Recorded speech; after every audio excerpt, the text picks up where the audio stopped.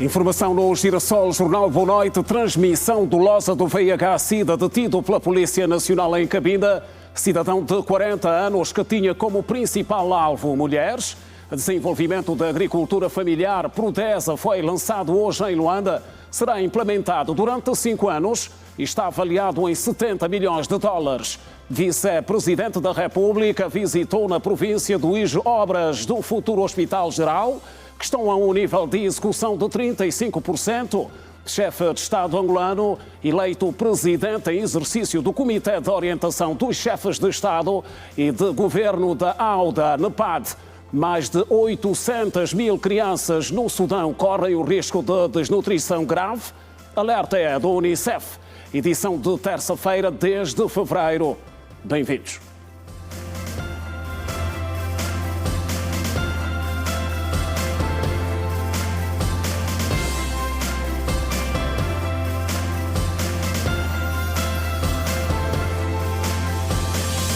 Outra vez, boa noite ao Girassol Jornal. O Presidente da República de Angola, João Manuel Gonçalves Lourenço, foi hoje eleito Presidente em exercício do Comitê de Orientação dos Chefes de Estado e de Governo da AUDA NEPAD, a Agência de Desenvolvimento da União Africana. O chefe de Estado angolano sucede o homólogo do Egito.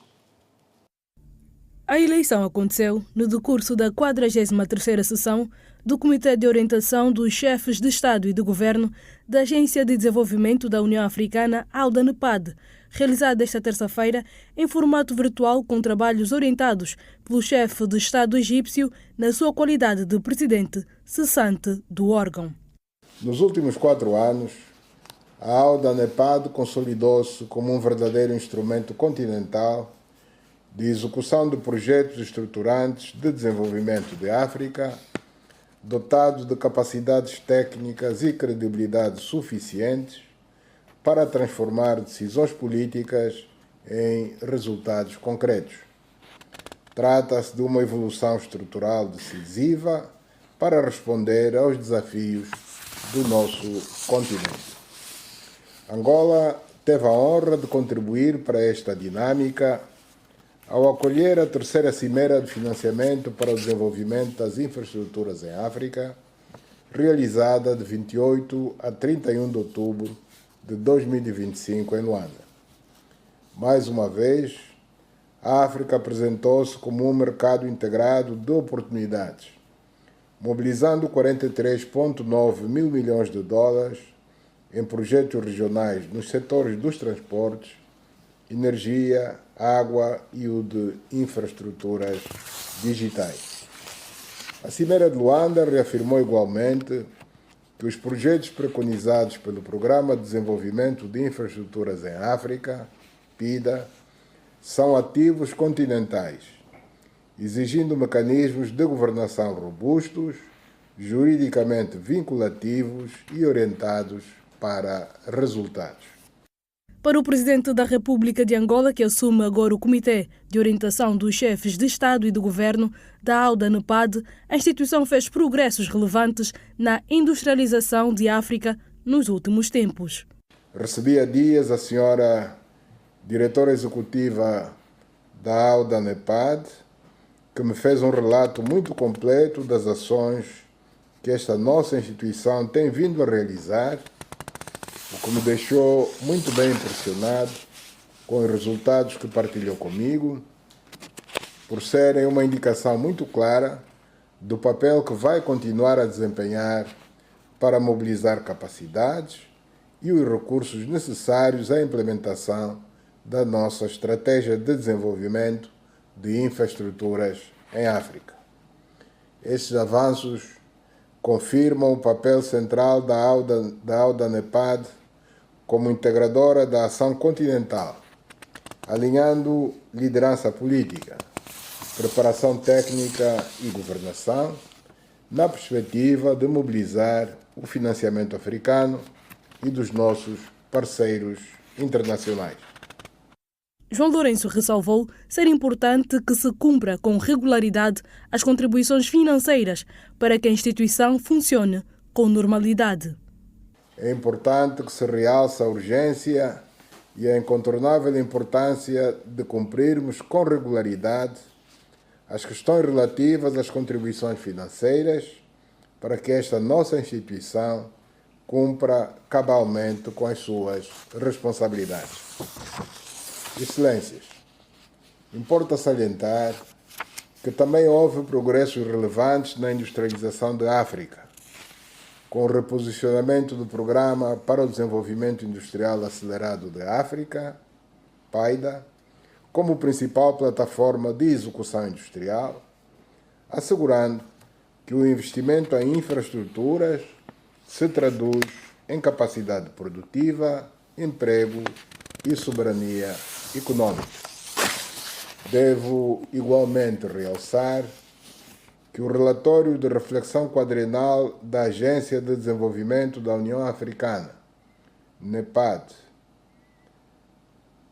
para o período 2022-2026, evidencia que este ciclo esteve centrado na consolidação institucional da agência. O próximo período deve privilegiar a celeridade na execução dos programas, com especial enfoque no desenvolvimento do capital humano jovem, no reforço da mobilização do investimento africano e da voz da África nos fóruns globais. O Presidente da República recebeu nesta terça-feira em audiência no Palácio da Cidade Alta o CEO, cofundador e presidente executivo da Plataforma Global de Investimento em África, que tem como ativos prioritários os setores da energia, agricultura e o turismo. No centro do diálogo estiveram, sobretudo, questões ligadas ao investimento. A iniciativa visa mobilizar capital internacional para investimentos estratégicos num continente que quer desbloquear ativos soberanos avaliados em cerca de 6 bilhões de dólares norte-americanos. O presidente executivo e cofundador da plataforma Global Africa Investments, Akinwumi Adesina, elogiou a liderança do chefe de Estado angolano, João Lourenço, tendo destacado o seu papel na criação da plataforma, daí ter-lhe atribuído o título de campeão do projeto. Adesina sinalizou que, na última semana, João Lourenço, na qualidade de presidente da República de Angola e de presidente em exercício da União Africana, anunciou para este ano a realização da primeira cimeira de investimentos em África, o que foi entendido como o envio de um sinal forte à comunidade internacional sobre o compromisso africano com a mobilização de investimentos.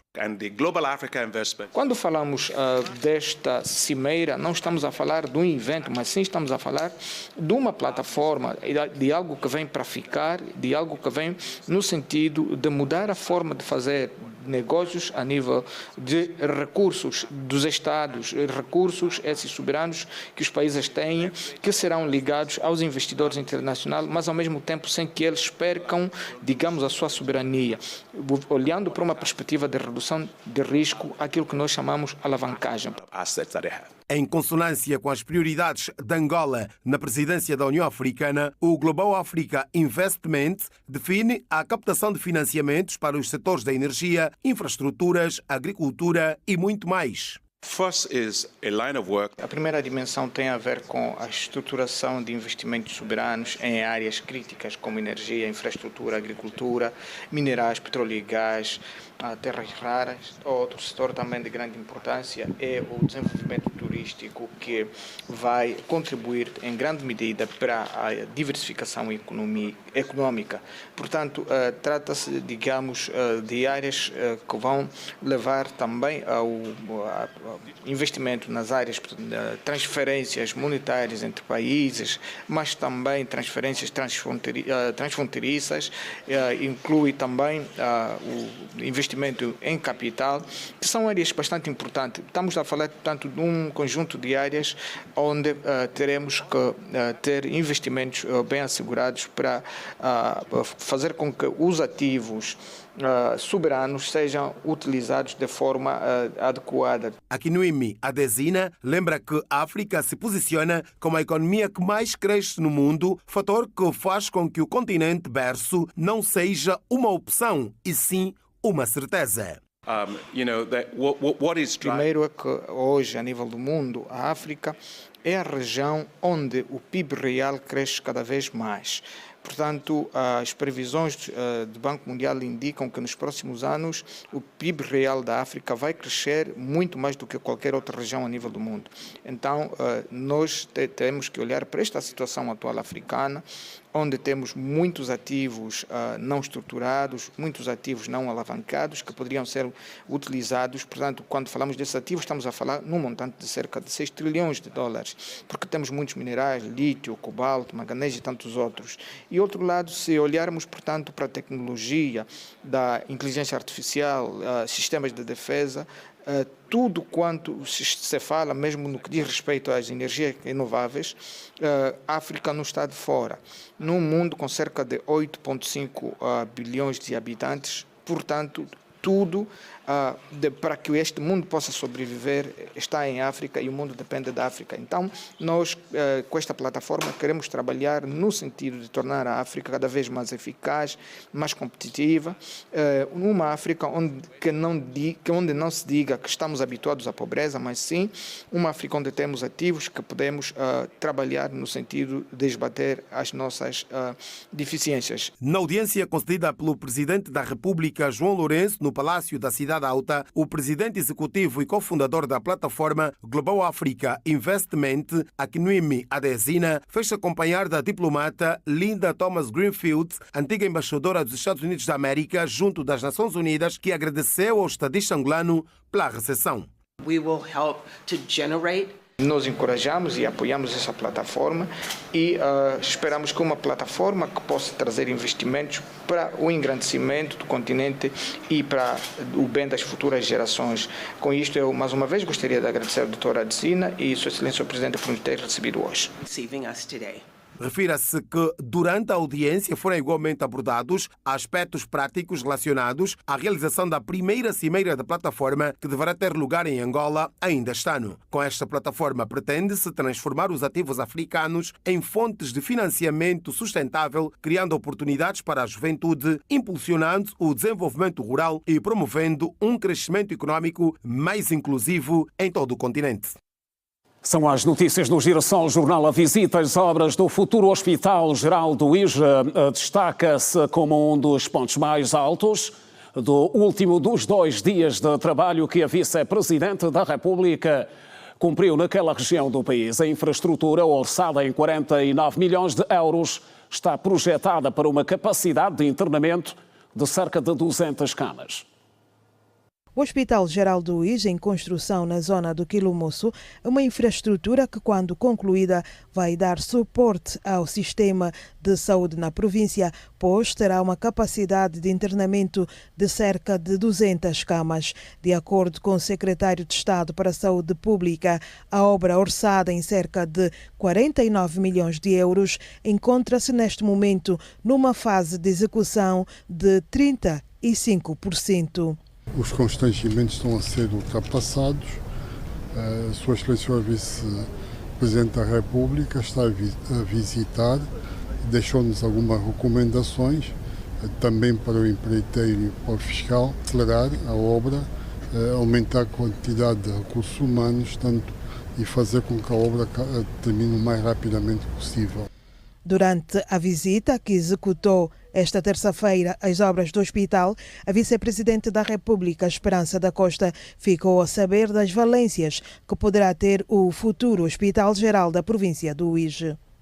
Este hospital tem uma capacidade de 200 camas e tem todos os serviços incluídos, tanto desde as consultas externas, bancos de urgência, maternidade, bloco de partos, blocos operatórios, cuidados intensivos, neonatologia, imagiologia, laboratório, temos também uma fábrica de oxigênio, temos alojamento para os profissionais e para os convidados. É uma obra imponente que se prevê terminar tanto a curto trecho. Outro ponto que também mereceu a atenção da Vice-Presidente da República foram as obras do Magistério Primário, obras estas paralisadas desde 2016. Nesta altura, nós estamos agora a procurar uma empresa, né, que vai, portanto, assumir a responsabilidade que não é a mesma da anterior. Então, ela vai assumir essa responsabilidade está orçamentada para ver se tão logo, portanto, a questão contratual se resolva, estar à altura de começar os trabalhos. A infraestrutura, com uma capacidade de cerca de 1.300 alunos, quando concluída, passará a funcionar como um instituto politécnico. O Ministério, o ano passado, enviou cá por 3 vezes uma equipa que fez o levantamento, portanto, desta obra, e achou por bem que deve, a partir de agora, em função também do orçamento que foi aprovado em 2026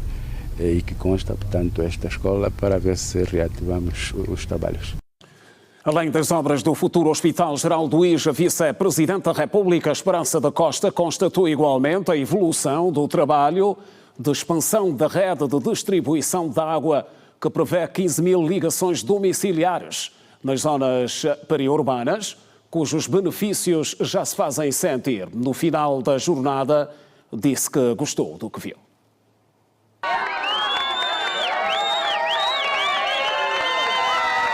Agradecemos por nos darem água. Estamos nas cachimbas, nos rios, mas agora estamos felizes. Estou satisfeito, muita alegria, continua com o trabalho. Foi com palmas e alegria que a Vice-Presidente da República, Esperança da Costa, foi recebida neste que é um dos pontos de referência para a implementação do projeto de 15.000 ligações domiciliárias. Em jeito de balanço, Esperança da Costa disse gostar do que viu. Cerca de 1.000 já estão a beneficiar naquele bairro onde estivemos, do Quilala, salvo erro, com cerca de 140 casas ali já providas de água, portanto, que chega à porta das famílias. Pensamos que isto é um grande progresso também. Estes projetos são projetos estruturantes, onerosos, mas sem dúvida temos estado a concretizar. Se conseguirmos brevemente finalizar as 15.000 ligações, nós estaremos a responder aqui na cidade do IJ a cerca de 60% da nossa população com acesso à água potável. A Vice-Presidente da República visitou também, neste seu último dia de visita, o Colégio 11 de Novembro, uma infraestrutura escolar que necessita de obras de reabilitação para o seu pleno funcionamento. Onde uma escola com esta imponência precisa, entretanto, de obras de reabilitação, tem cerca de 6.000 alunos, tem cerca de 31 salas. Pensamos que podemos intervir para que aqui a qualidade de ensino seja cada vez maior. Esta visita, que começou na segunda-feira e terminou terça-feira, a Vice-Presidente da República fez um balanço positivo, principalmente no funcionamento das instituições, e também focou no programa de incentivo à agricultura familiar. A província do IJ mostra que tem uma grande produção agrícola. O curso de agronomia tem estado a apoiar no que diz respeito à agricultura familiar e mostrou também o governador, pelos números que apresentou em termos de produção agrícola, que é uma província que tem autossuficiência alimentar aqui, persegue a segurança alimentar, mas mais do que isso, como toda a alimentação é baseada em produtos locais, no IJ nós vamos ter um exemplo muito cedo de alcance da nossa soberania alimentar. Esta foi a primeira visita de trabalho de Esperança da Costa na província do IJ, nas vestes de Vice-Presidente da República de Angola. Recordo que é uma jornada que teve início nesta segunda-feira com a primeira sessão ordinária da Comissão Nacional Multissetorial para a Salvaguarda do Património Cultural Mundial. Desenvolvimento da agricultura familiar. Passos em destaque.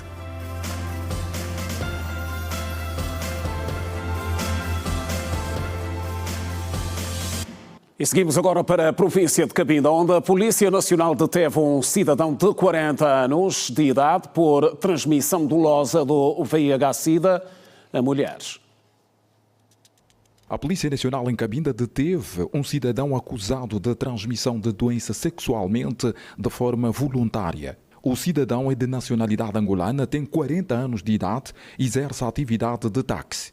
Segundo a polícia, o cidadão é seropositivo há 1 ano e tem estado a manter relações sexuais com outras pessoas sem usar medidas de prevenção. No âmbito do combate à criminalidade em todas as suas manifestações e na sequência, portanto, dos factos relacionados com o crime de contágio de doença sexualmente transmissível, tanto facto que foi participado nos órgãos de polícia criminal, isto no dia 7 de maio de 2025, portanto, factos que davam conta de que um cidadão teria, portanto, tido uma relação amorosa com uma outra cidadã, mas que, a quando desta relação, nunca tinha prestado informação à sua parceira sobre o seu estado serológico. Diante desses factos, a cidadã compareceu e participou criminalmente. Portanto, a polícia desenvolveu diligências apuradas que permitiram a localização deste indivíduo, tendo, portanto, ontem, dia 9, realizado uma micro-operação consubstanciada em sequência investigativa, que culminou, portanto, na detenção, mediante mandado de detenção emitido pelo agente do Ministério Público, e tratando-se, desta forma, de um cidadão nacional de 40 anos de idade, residente no município de Cabinda, motorista de profissão. A polícia afirma que, nos últimos tempos, estes casos têm tornado-se recorrentes ao nível da cidade de Cabinda. Uma vez a outra temos registrado esses crimes, portanto, em sede de piquetes, por motivos, se calhar, que as vítimas não queiram participar, tendo em conta a sensibilidade do próprio assunto. A polícia alerta também as populações a terem mais cuidado ao manterem relações amorosas com as pessoas desconhecidas. O que nós apelamos à sociedade é que sempre, e fundamentalmente aqui, tanto a camada feminina, é que sempre que forem contrair alguma relação, deverão, portanto, essencialmente obedecer aqui aquilo que tem sido as orientações dos agentes sanitários. Portanto, nós não podemos ir para uma relação amorosa e, à partida, realizar atividades sexuais desprevenidas. Portanto, o que nós aconselhamos é que previnam-se até que tenham certeza do real estado serológico de quem venha eventualmente envolver-se com essas pessoas. Polícia Nacional em Cabinda deteve o cidadão acusado da transmissão de doença sexualmente de forma voluntária. Ainda na província de Cabinda, a governadora local reuniu com distintas individualidades e figuras que se destacam no meio social com o objetivo de debater soluções para alguns dos assuntos que constituem preocupação para a população naquela região do país. Governação participativa e de proximidade levou a governadora provincial de Cabinda a reunir-se com diversos estratos sociais. O encontro teve como objetivo auscultar os membros da sociedade sobre as diversas preocupações que afetam as populações. Entre as questões mais levantadas durante o encontro destaca-se a falta de carteiras nas escolas, a situação da energia e água, a reparação das vias de acesso, a imigração e o projeto da saúde preventiva ao nível da província. Os participantes mostraram-se abertos com a iniciativa e acreditam que só com a governação participativa a província poderá desenvolver-se. Foi uma iniciativa estupenda, uma iniciativa que nós devemos encorajar, e aquilo que nós dissemos lá dentro significa dizer que 2026 estamos a iniciar bem. Portanto, viemos para ouvir, porque é sempre necessário ouvir primeiro os destinatários dos orçamentos ou dos projetos. Mas, mesmo assim, a iniciativa é boa. O que nós queremos é que agora a senhora governadora, na qualidade de primeiro secretário do partido, encontre um espaço para auscultar nós, os atores. É desses encontros onde nós conseguimos ouvir A governadora e toda a equipa, o que são os projetos em curso realizados e darmos também as nossas contribuições. Todos nós gostamos de chamar toda a sociedade civil e nunca vimos mais isso. É necessário que os problemas que são de todos sejam resolvidos por todos. E esta iniciativa é muito boa, é fecunda para a província de Cabinda, porque hoje tivemos a ocasião de estar sem tabus, sem limitações, com o espírito aberto e simplesmente olhando para aquilo que é o bem comum, dialogarmos independentemente da linhagem ideológica das pessoas, dialogar e buscar soluções concertadas sobre os nossos problemas. A senhora governadora ouviu cada detalhe pacientemente e foi dando respostas naquilo que são os mal-entendidos e foi melhorando ainda naquilo que eventualmente se possa aperfeiçoar para que Cabinda seja de facto um bom lugar para se viver. A governadora provincial de Cabinda, Susana Abreu, valorizou as contribuições e disse que as divergências de pensamentos fazem parte da liderança. Queremos, no âmbito da governação participativa, dialogar mais. Queremos ouvir também vozes críticas, com críticas construtivas. Não queremos só ouvir das pessoas que estão todos os dias conosco e dizer sim, sim, sim, sim. Queremos sugestões, queremos opiniões para que tornemos esta nossa função uma função de governar com todos. Não é fácil uma única pessoa, uma única individualidade, uma única mente pensante levar a cabo por si só esta tarefa que é espinhosa, árdua e desafiante. Então, contamos com todos. Governadora provincial de Cabinda, Susana Abreu, reúne com diversos estratos da sociedade civil no âmbito da governação participativa e de proximidade.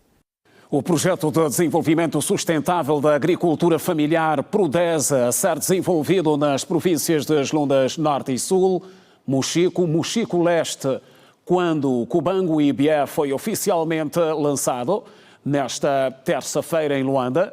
A empreitada está avaliada em mais de 70 milhões de dólares, com um período de implementação de 5 anos. O projeto vai ser implementado em 7 províncias do país, nomeadamente Lunda Norte, Lunda Sul, Mochico Leste, Quando, Cubango e Bié. O PRODESA visa fortalecer a agricultura familiar e promover práticas agrícolas sustentáveis, capacitação técnica dos produtores, melhoria da produtividade e aumento da renda das famílias envolvidas. O executivo solicitou o empréstimo ao Fundo Internacional para o Desenvolvimento Agrário para cofinanciar o PRODESA, cujo objetivo é melhorar a segurança alimentar e nutricional das explorações agrícolas familiares da região. Do PRODESA está estimado em 73 milhões para serem utilizados no período de 2025 a 2030. Como disse o Mukavele, poderá chegar a 175 milhões. Se as contas baterem bem certas e os coordenadores tratarem de as apresentar com regularidade sistémica. O governo angolano vai contribuir com 6,37 milhões de dólares para as contas correntes. O governo angolano vai contribuir com 6,37 milhões, que representam 11,4% do financiamento. Serão desembolsados para pagamento das despesas correntes e salários, entre outros, dos contribuintes no projeto.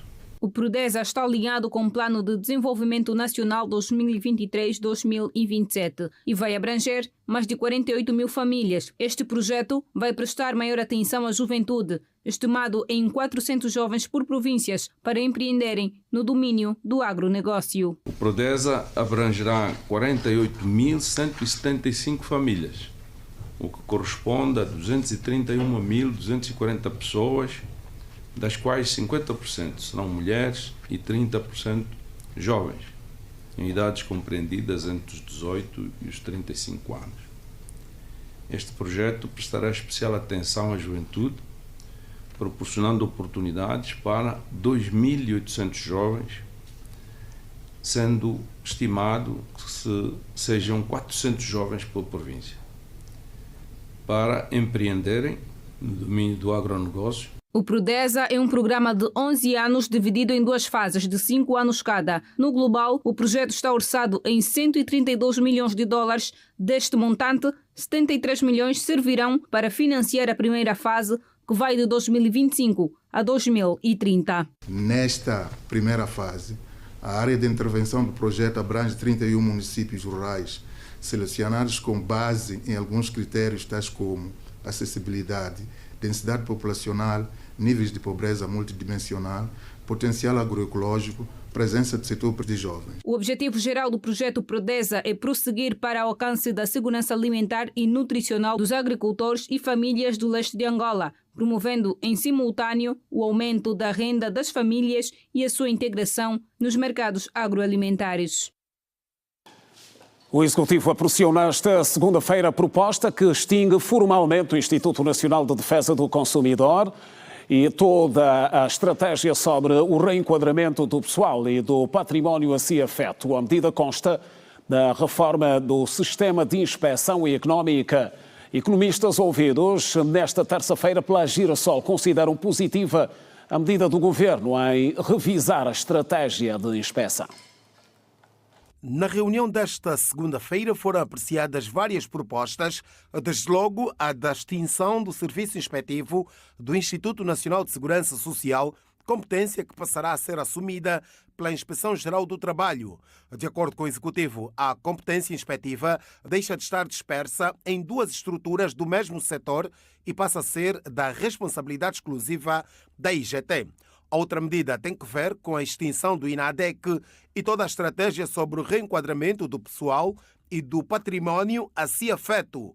Para o economista Félix Inácio, a decisão é assertiva e poderá deixar a ANIESA com mais robustez. Acredito eu que é importante reforçar a ANIESA naquilo que são os pressupostos relacionados à defesa do consumidor. Eu penso que este passo a ser dado, acredito eu que dá maior robustez à ANIESA, porque nós não podemos ter instituições que fazem trabalhos semelhantes, porque se causa uma certa dispersão e uma certa confusão. Já o economista Ananias Valentim entende que a atividade inspectiva económica em Angola ainda se depara com inúmeros desafios relacionados com a expansão da sua cobertura e também a credibilidade. Uma delas é a fraca cobertura ao nível do território, como já frisamos. Está muito limitado nos centros das províncias, essencialmente na capital do nosso país, que é a província de Luanda. Também uma outra fragilidade tem a ver com a atuação reativa da atividade executiva, ou seja, a nossa atividade executiva funciona muito na base de denúncias, ok? Mas não devia ser assim. A atividade inspectiva devia trabalhar de forma proativa, no sentido de prevenir situações de fraudes econômicas. Entre os temas que marcaram a primeira reunião do Conselho constou a proposta que visa a descriminalização de certos tipos legais que figuram do Código Penal por já encontrarem respostas eficazes e suficientes no direito das contraordenações. Trata-se, segundo o Executivo, dos crimes de publicidade enganosa, especulação e assambarcamento. No âmbito da reforma do sistema de inspeção económica, ficou-se a saber que está em curso o processo de elaboração da nova entidade inspectiva que resulta da refundação da ANIESA. Olhamos agora para números no balanço da Administração Geral Tributária, que teve uma arrecadação de receitas na ordem dos 86 mil milhões de kwanzas durante o exercício económico 2025, relacionados com a cobrança do imposto predial.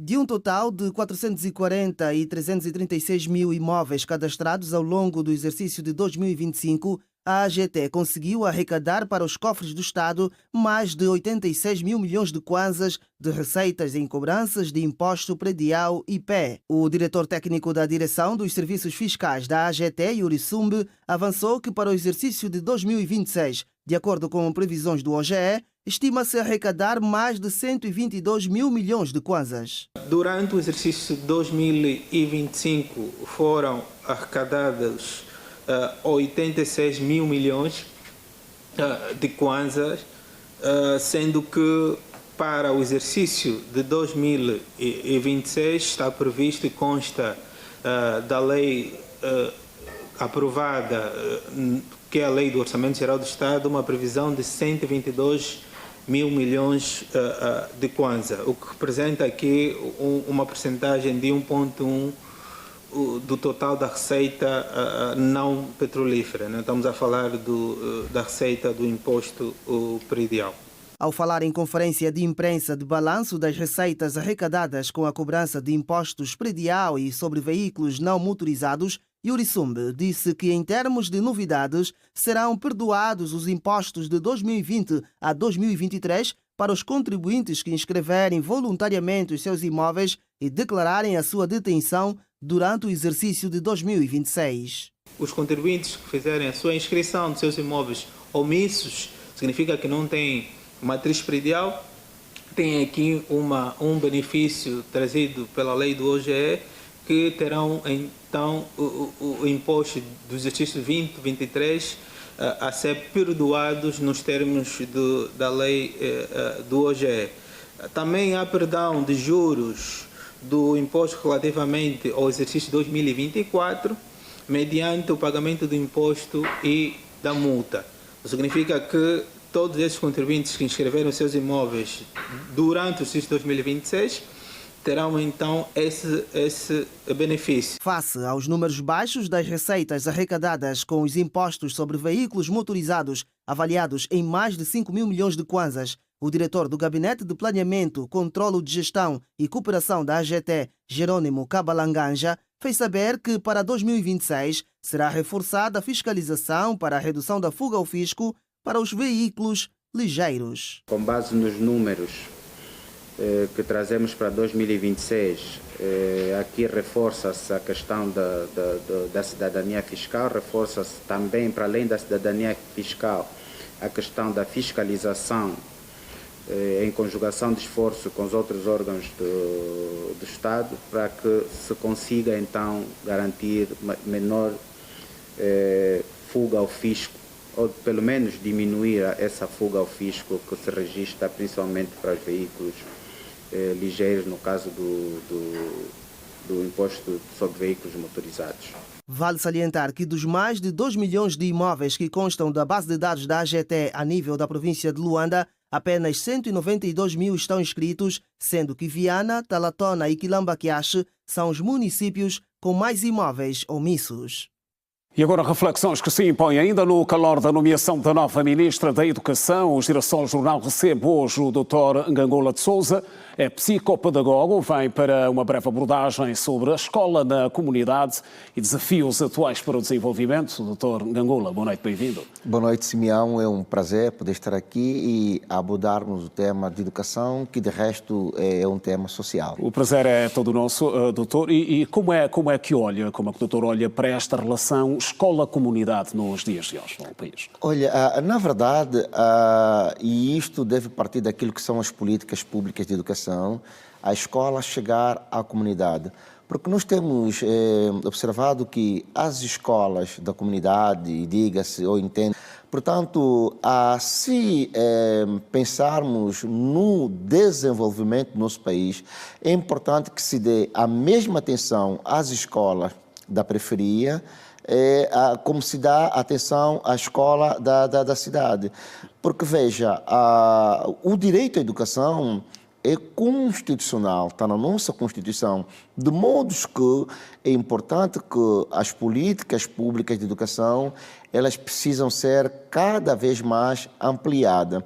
Se reparar, temos muitas crianças fora do sistema escolar, não é? Mas também o país, nos últimos anos, evoluiu muito em termos de inclusão escolar. Sim, evoluiu. Eu, como pedagogo, pesquisador, eu tenho estudado muito este fenômeno da educação. Evoluiu, sim, mas ainda não ao ponto de dizer que a nossa educação está evoluída, avançada, desenvolvida. Se comparar a educação de Angola com a educação da Namíbia, África do Sul, nós estamos ainda muito atrás, muito atrás. Nós temos escolas que poderiam, ou se estivesse a funcionar, ia conseguir, portanto, albergar aí mais de 5 mil alunos. Eu falo da escola Angola Zinga, aqui na cidade, está em reforma. Falo da escola Zinga Mandes, também está em reforma. E a ministra da Educação, que foi exonerada, ela, enfim, empenhou-se, dedicou-se, mas ainda ela não conseguiu, portanto, trabalhar no sentido de desenvolver a educação. Esta nova ministra, ela foi praticamente recomendada pelo Presidente da República, sim, pois. Exatamente, para que não tivesse nenhum aluno fora do sistema escolar. Esta nova ministra, eu pesquisei o histórico dela. Ela não é alguém que vem da educação, embora ela foi professora, mas ela não é uma pessoa que pesquisa educação. Todavia, vamos botar fé nela. Tem tudo para dar certo. No entanto, é importante que se amplie aquilo que são as receitas para a educação no OGE. Ela precisa ir a 40%, 50% daquilo que vem do OGE para a educação. É assim que nós vamos melhorar. Portanto, a educação, a formação continuada, ela precisa se fazer sentir na periferia, nas comunidades, coisa que não é muito visível, não é? Doutor, e hoje, ou seja, atualmente os desafios a nível de desenvolvimento exigem mais da educação. Sim. E as soluções, no caso, em função do quadro já identificado a nível do nosso país, passam unicamente pela construção de mais escolas? Não. Ou há outros fatores que devem ser tidos em conta? Na verdade, não. Fala-se muito, construiu-se mais X salas de aulas. Bom, a construção de uma sala de aula, ele em si não significa uma evolução ou um desenvolvimento. Eu preciso construir salas de aulas equipadas, eu preciso capacitar o professor que lá estará. Portanto, isso tudo é que compõe aquilo que são as políticas de educação. Nós temos algumas escolas boas até nas periferias, porém não temos professores capacitados para lá estar. Portanto, a inclusão... E algumas mesmo não funcionaram, ou seja, escolas fechadas que estão na comunidade, mas... A falta de professores. E o que acontece? E ainda bem que fala-se que vai se abrir mais concurso público para a educação, isto é extremamente importante. Mas é importante que esses professores sejam professores especialistas. Por quê, Simeão? A educação, hoje, ela virou um negócio.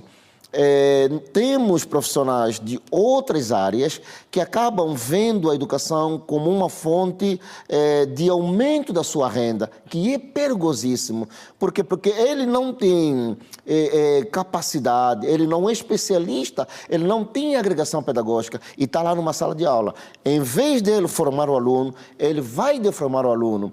E o professor doutor Salviani, Dermeval Salviani, um dos maiores pensadores da educação do Brasil, ele diz que se quisermos ter uma educação de qualidade, precisamos investir primeiro no capital humano, ou seja, no professor. Especificamente, doutor, que descrição podíamos aqui fazer desta inter-relação da escola, comunidade e desenvolvimento? Bom, a epistemologia, a ciência, ela deve andar de mãos dadas com a política. Por quê? Porque é da política que vem os recursos financeiros, é da política que vem orientação. Essa política, esta orientação, ela precisa ser direcionada também nas comunidades.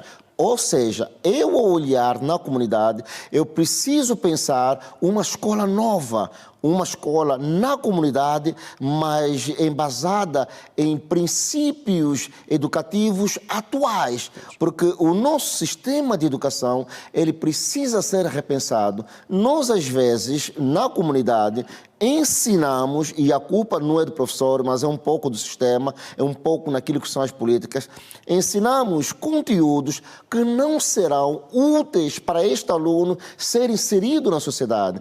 Ou seja, a comunidade, ela precisa também ter conteúdos a serem ensinados que ajudam este aluno a ser catapultado para a sociedade. A comunidade a falar em famílias.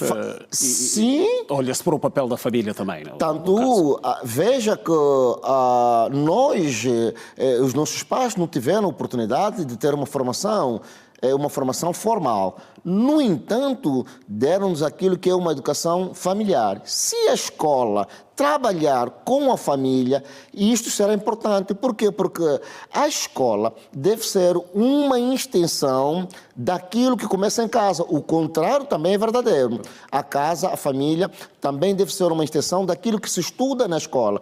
Portanto, a comunidade, as escolas na comunidade, elas devem estar envolvidas as famílias. Por quê? Porque essas famílias, de alguma forma, vão contribuir, primeiro, preservar a própria escola, segundo, sensibilizar a comunidade para que adira à escola, que estude.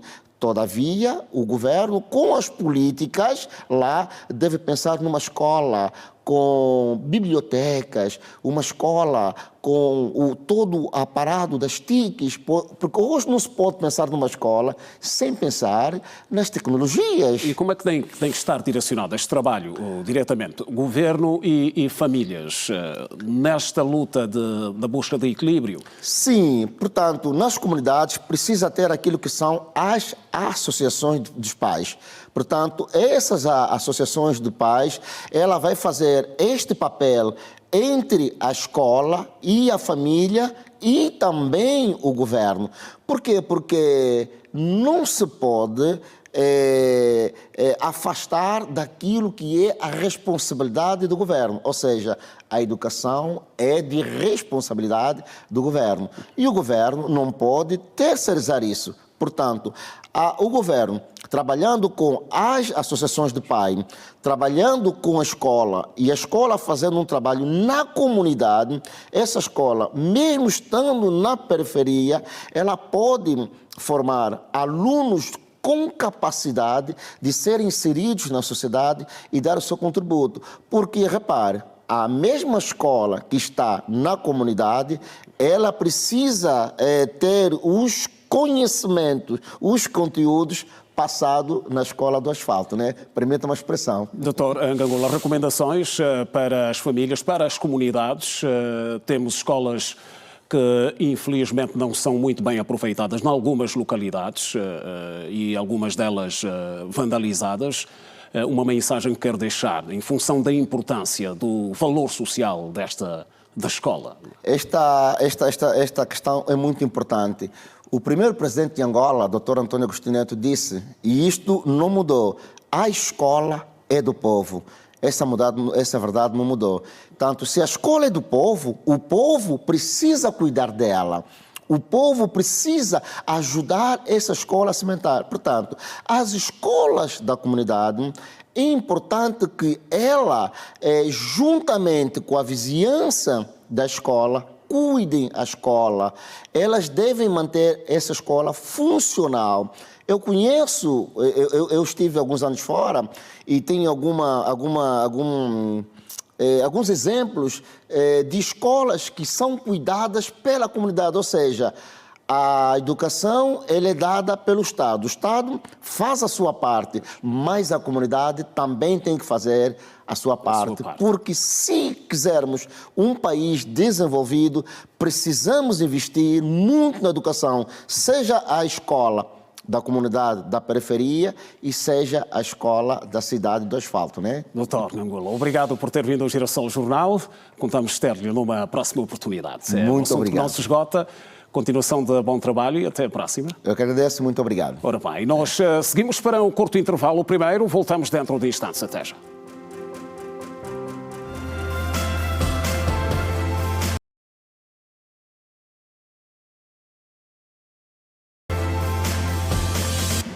Já de volta, outra vez, boa noite. Foi hoje recebido em audiência pelo Presidente da Assembleia Nacional, o Embaixador da República do Ruanda em Angola. O momento serviu para o reforço das relações institucionais e de cooperação parlamentar entre os dois países. É a primeira vez que o diplomata ruandês é recebido pelo presidente da Assembleia Nacional, Adão de Almeida, desde que este assumiu a direção da Casa das Leis. Segundo o embaixador, a audiência teve caráter de cortesia, tendo-o considerado produtiva. We had a very good meeting with the speaker. Permitam dizer que esta foi uma visita de cortesia no qual tivemos uma reunião bastante frutífera. Desde que a Sua Excelência, o Sr. Presidente da Assembleia Nacional, foi eleito na qualidade de Presidente, esta é a primeira vez que cá vim para cumprimentá-lo. Esta foi uma ocasião para podermos discutir a cooperação bilateral entre as duas instituições, ou seja, entre o Parlamento da Angola e o Parlamento do Ruanda. O encontro permitiu abordar a cooperação bilateral entre os parlamentos de Angola e do Ruanda, com destaque para o papel crescente da diplomacia parlamentar como complemento à diplomacia clássica conduzida pelos Ministérios das Relações Exteriores. As you may know, there is a new concept of... Nós sabemos que há agora um novo conceito que tem que ver com a diplomacia parlamentar. É um conceito não clássico, ou seja, não é a diplomacia clássica que existe em que os ministros das Relações Exteriores são as peças fundamentais para o fortalecimento das relações, mas ela agora está a ser feita a nível desta diplomacia parlamentar. To cement cooperation between countries. O diplomata frisou, em particular, o papel de Angola na mediação do conflito na região oriental da República Democrática do Congo. Angola played a big role in Angola tem estado a desempenhar um grande papel na mediação deste conflito. Se olharmos para o acordo de paz que aconteceu agora no Congo Democrático, este acordo foi assinado com base nas resoluções e de tudo quanto foi alcançado em Angola. In Angola, were the basis of the peace agreement signed in Washington. Durante a audiência foi igualmente abordado o contexto regional africano, com particular enfoque no papel de Angola na promoção da paz, da segurança e da estabilidade no continente. A este respeito, Charles Rudakubana reconheceu o contributo do país para a busca de soluções negociadas. Charles Rudakubana considera que a ação de Angola no plano regional tem sido determinante para a consolidação da paz e para o reforço da estabilidade política no continente africano. Ora, mais de 800 mil crianças no Sudão correm o risco de desnutrição grave, segundo o alerta emitido pela Unicef, que recordou que o país é o atual epicentro da maior crise humanitária do mundo. Em causa estão cerca de 825 mil crianças, cujo sofrimento não se compara a de quaisquer outras no mundo, de acordo com o Fundo das Nações Unidas para a Infância, Unicef. A agência da ONU lembrou que no país devastado por 3 anos de guerra, verificam-se níveis de fome em mais da metade das crianças da localidade de Umbaru, no estado de Darfur do Norte, segundo o relatório de segurança alimentar das Nações Unidas. O órgão da ONU sublinhou que as crianças não são afetadas apenas pela fome, ao referir que quase metade destas na região de Altina adoeceram nas últimas 2 semanas, com febre, diarreia ou infecções respiratórias, numa zona com baixas taxas de vacinação, água insalubre e um sistema de saúde colapsado. O Unicef lembrou que desde a queda de Al-Fashir, cerca de 127 mil pessoas fugiram desesperadamente para certas áreas, onde o conflito se alastrou, e muitas crianças estão presas naquela que pode ser a última batalha pelo controlo de Darfur. Segundo a agência lusa, dados do Unicef no Sudão indicam que cerca de 17,3 milhões de crianças precisam de ajuda humanitária. Parlamentares da União Europeia endureceram as medidas a pedidos de asilo nesta terça-feira, durante uma das suas sessões. As mudanças aprovadas no sistema de pedido de asilos, segundo a agência Reuters, abrem caminho para rejeições rápidas de asilo e a possível transferência de solicitantes de asilo para países com os quais têm pouca ou nenhuma conexão. Entretanto, a medida ainda precisa da aprovação formal dos 27 Estados-membros da União Europeia. A medida é vista como um endurecimento acentuado da política migratória da União Europeia, o que gerou críticas entre instituições de defesa dos direitos humanos, que afirmaram que pode levar a violações de direitos humanos e a diminuição dos direitos de asilo, sob uma convenção de 1951 que proíbe o retorno de solicitantes de asilo para países onde possam estar em perigo.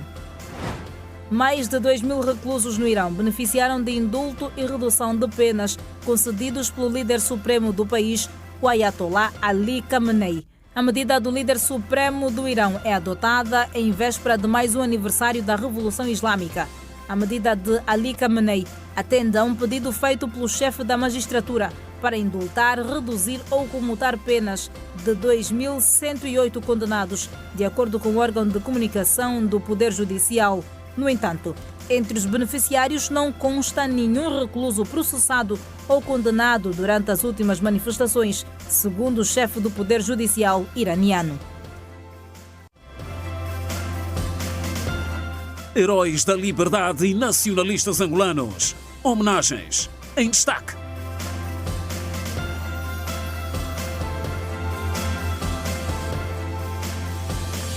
Para ver mais à frente, olhamos para o desporto. Nota única: a Seleção Nacional de Futsal apurou-se ao cano da modalidade ao derrotar os Camarões no jogo da segunda mão por 7-1.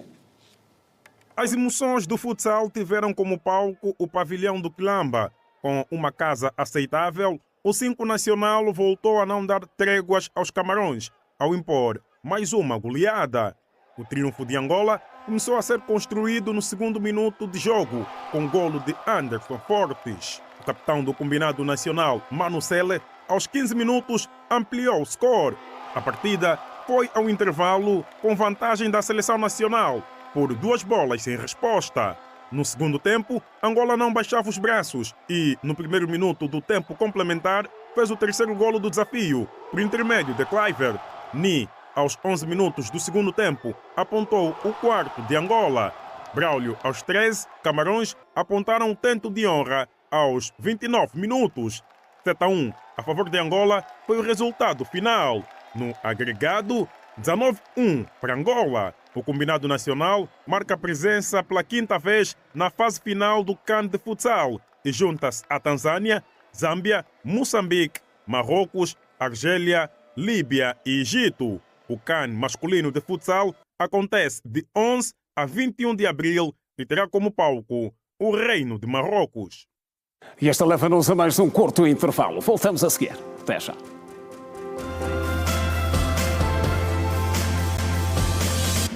Regresso da informação, renovados votos de boa noite. A vice-presidente do MPLA, Maraquiosa, procedeu nesta terça-feira à abertura da 3ª edição das jornadas de homenagem aos heróis da liberdade e nacionalistas angolanos.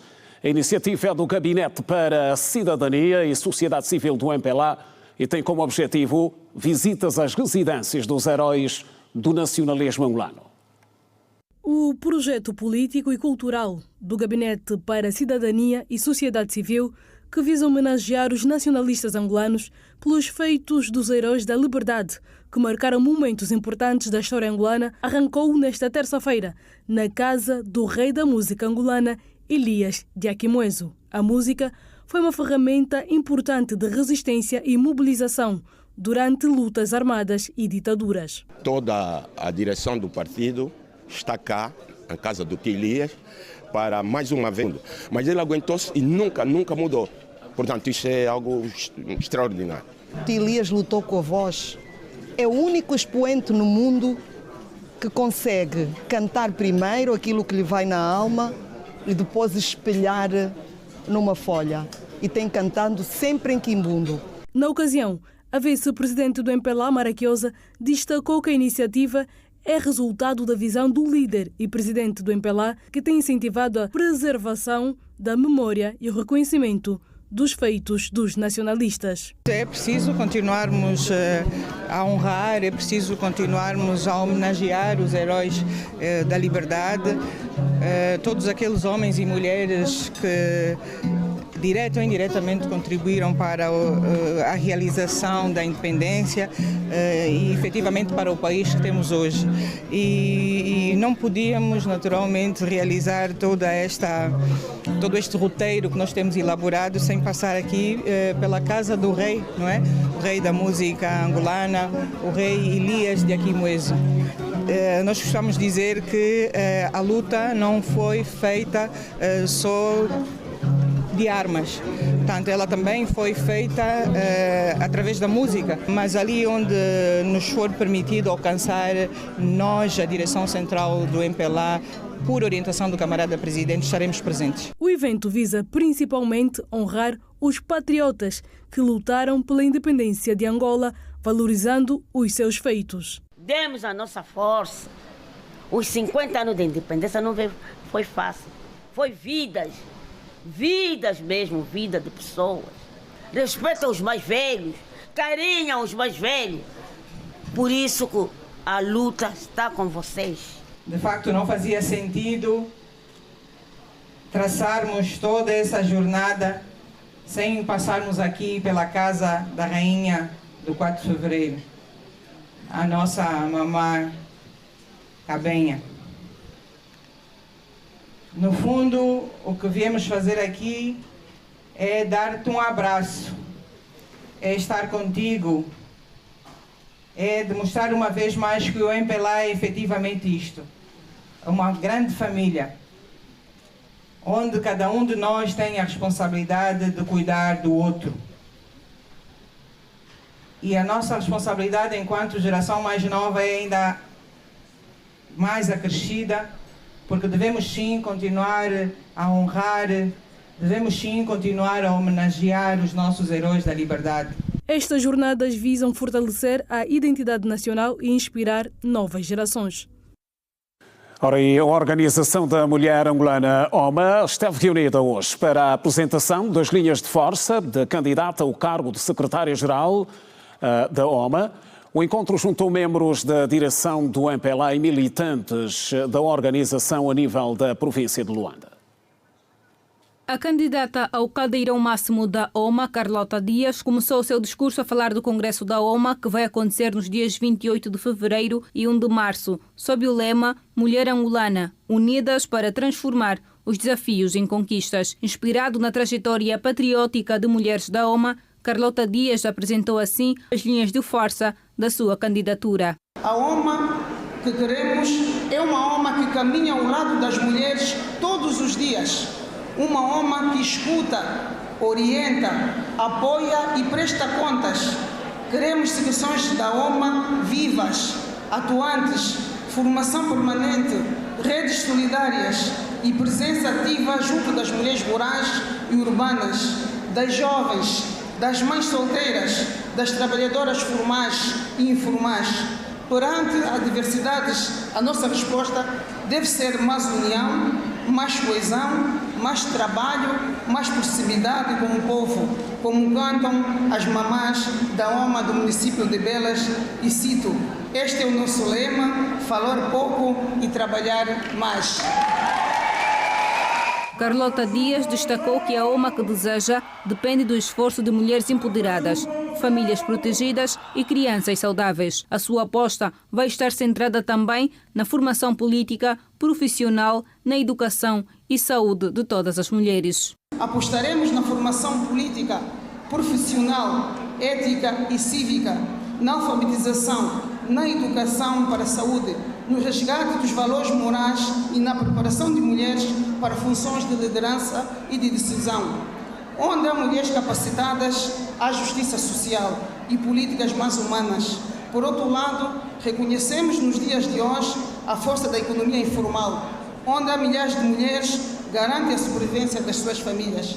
A nossa missão é proteger, organizar e capacitar, criando condições para a formalização gradual, o acesso ao microcrédito e a formação em gestão.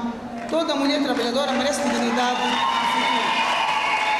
A questão da violência doméstica é um dos panos de fundo da luta da Organização da Mulher Angolana e na apresentação das linhas de força, este requisito não ficou de fora. Assumimos com coragem o combate à violência doméstica e a defesa da dignidade da mulher angolana. Reafirmamos, por isso, como pilares da nossa candidatura, a igualdade efetiva de direitos e oportunidades, a formação integral da mulher, a valorização do empreendedorismo e da liderança feminina, o combate à violência e a proteção dos mais vulneráveis, o apoio firme à jovem mulher como agentes do desenvolvimento. Queridas camaradas, apresento-me neste 8º Congresso Ordinário da nossa organização com humildade, coragem e profundo amor à nossa organização. Militantes da OMA de toda Luanda estiveram reunidas para receber a candidata ao cargo de secretária-geral da Organização da Mulher Angolana. E assim foi mais uma viagem informativa. Girassol Jornal, edição de terça-feira. Fica a promessa de estarmos de volta amanhã, à mesma hora. Obrigado pela companhia de sempre. Continuação de boa noite. Passe bem.